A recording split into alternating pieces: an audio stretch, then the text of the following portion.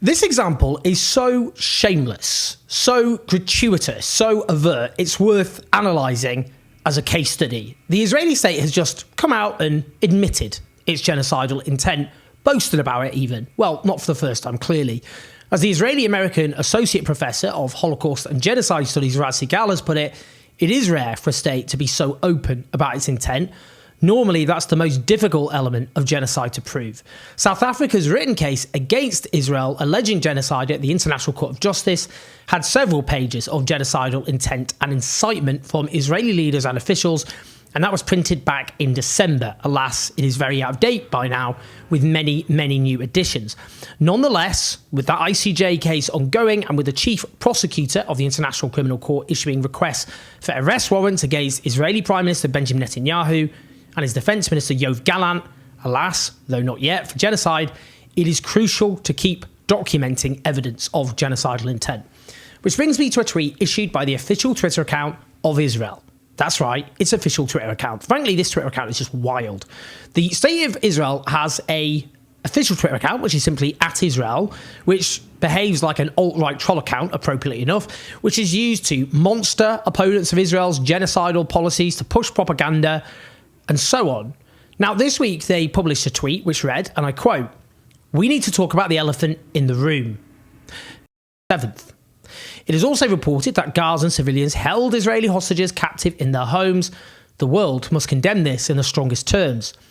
In the attached video, it has a narrator with subtitles, and that declares in the video that many Gazan civilians participated in killing, in raping, in looting. It then includes footage from an interview with the former Israeli hostage Mia Shem.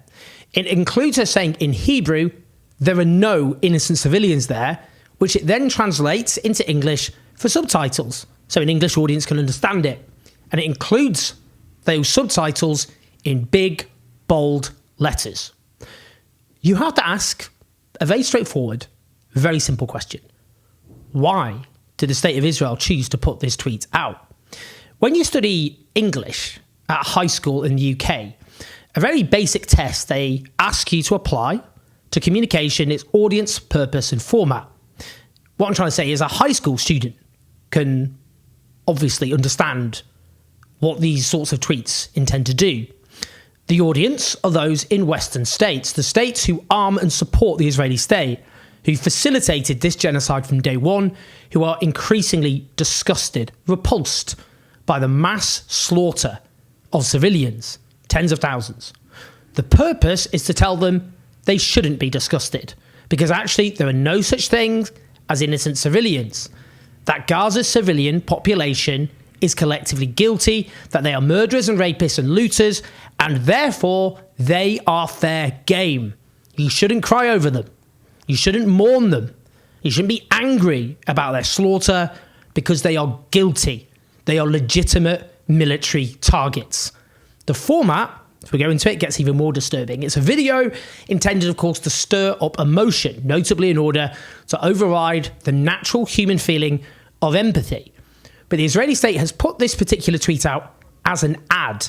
In other words, the State of Israel has paid Elon Musk to promote this tweet to reach as many people as possible, to spread the message far and wide across the world that Gaza's population, their civilian population, are collectively guilty.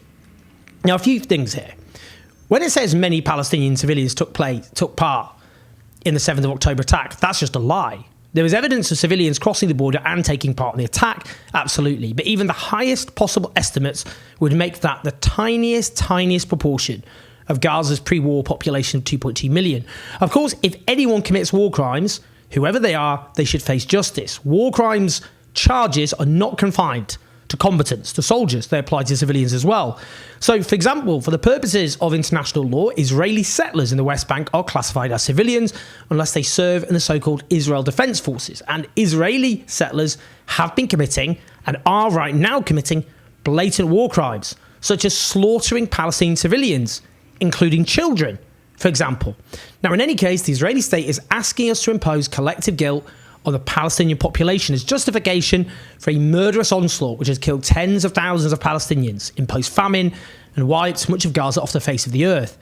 would it thereby believe that inflicting the same treatment on Israel would be justified? I'll return to that point.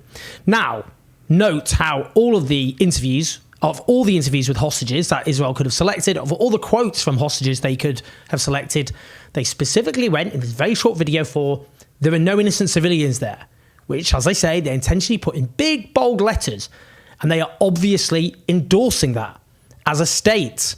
Why else would they put it in the video in those terms and then promote the ad as using money to get that message out to as many people as possible?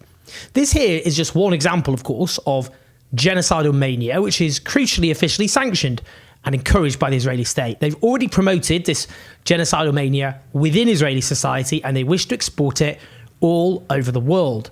Now, it's rare for a state, as I say, to be overt with its genocidal intent. Normally, the difficulty in legally establishing the threshold of genocide has been surpassed is the question of intent.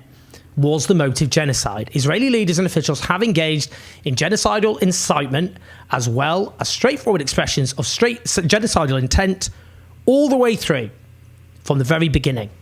So when I say from the very beginning, I mean, for example, on October the 9th, when Yoav Gallant, the Israeli defense minister, who the International Criminal Court's chief prosecutor has issued a request for his arrest, declared that Israel was imposing a total siege on Gaza, preventing the entry of all the essentials of life, food, water and fuel on the grounds Israel was fighting human animals.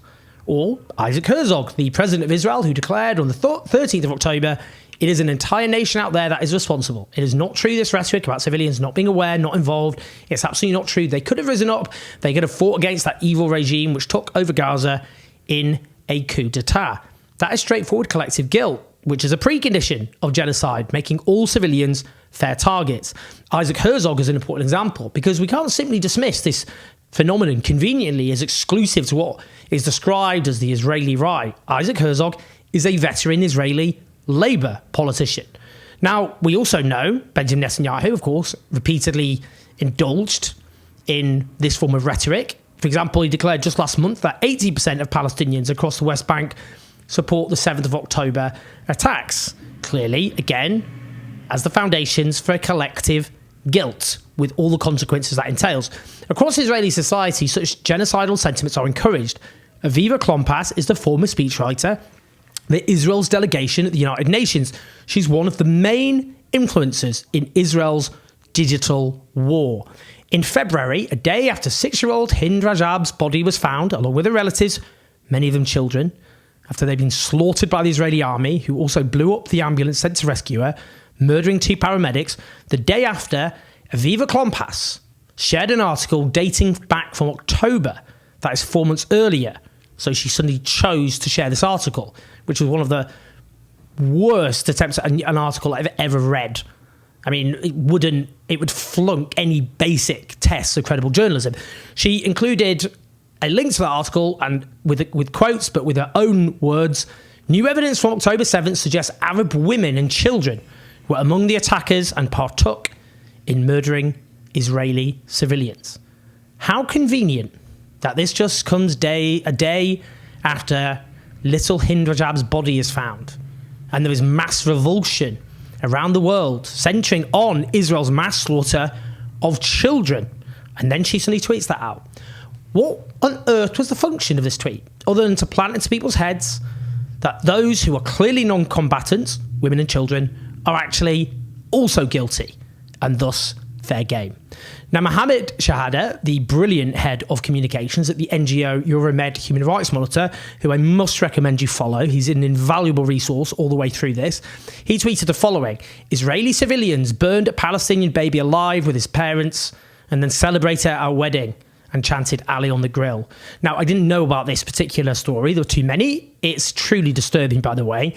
In July 2015, Israeli settlers firebombed a Palestinian family home, killing 3, including the 18-month-old Ali Dababashesh, who was burned alive, and his 2 parents, who also died of their injuries weeks later.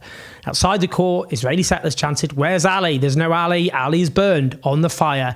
Ali is on the grill." It's just one example. Now, to continue with Mohammed Shahada's tweet. Israeli civilians launched dozens of pogroms in the West Bank over the past 16 months. Many Israeli civilians live in stolen homes or in stolen land. 350,000 Israeli civilians took part in the Gaza genocide as IDF reservists. Israeli civilians committed several sexual assaults against Palestinians since October 7th, documented in today's UN reports. Israeli civilians voted convicted terrorists into office in the most extreme, openly fascist government in Israel's history. 94% of Israeli civilians think the IDF is either using about enough or too little force in the Gaza genocide. I can do this all day. Does that give a green light to kill all/any Israeli civilians who genocidal maniacs? Now, of course, it does not give such a green light. The point, by the way, that's the point Mohammed is making. Collective guilt is, as I've said, the precondition of genocide. I would note that Israeli society is currently in the grip of genocidal mania. There are very courageous Israeli voices resisting that, and they are courageous precisely because they're so isolated. That does not mean in any way violence against Israeli civilians is justified. It certainly does not justify doing to Israel what Israel has done to Gaza. The dynamics, of course, importantly stated, is that Israel is the occupier, armed and backed by the West, and Gaza is the occupied. Palestine is the occupied. Indeed, what Israel has done to Gaza is one of the most obscene crimes of our age. The real answer is for the land to be shared by Palestinians and Jewish civilians on the basis of equality and justice. But in the meantime, the Israeli state is not being subtle. There is no excuse for those who say, I did not know, those who feign ignorance. Israel has made it clear that it is intent on genocide, and it's made it clear over and over and over again. And that's why there must be no hiding place for those who aided and abetted Israel in this crime. They must be held accountable as well. Please like and subscribe. Do leave your comments. Do share. Help us take on the pro-war media as ever at patreon.com/784. Listen to the podcast. I'll speak to you soon.